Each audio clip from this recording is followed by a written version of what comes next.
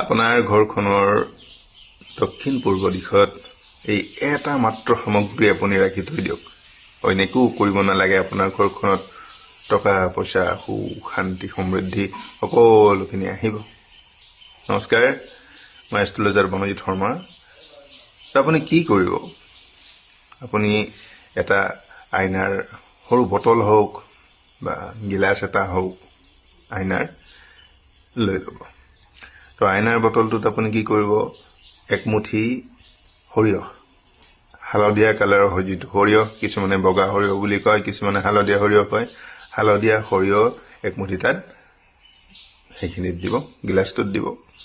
আৰু তাত কেইটামান কইন দিব, কইন মুদ্ৰা কেইটামান দিব। 10 টকীয়া, 5 টকীয়া, 1 টকীয়া, 2 টকীয়া কেইটামান মুদ্ৰা দিব।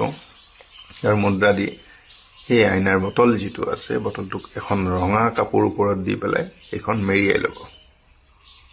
মেৰিয়াই লৈ সেই সামগ্ৰীখিনি আপোনাৰ ঘৰৰ ভিতৰৰ দক্ষিণ পূৰ্ব দিশৰ যিকোনো এটা স্থানত ৰাখি থৈ দিয়ক। বাছ এই কামখিনিকেই কৰক। যিকোনো দিনত যিকোনো সময়ত কৰিব পাৰিব। তাত ৰাখি থৈ দিলেই হ'ল। অতি কম দিনৰ ভিতৰত আপুনি আপোনাৰ ঘৰখনত সুখ সমৃদ্ধি দেখিবলৈ সক্ষম হ'ব। ঠিক আছে বাৰু, ধন্যবাদ।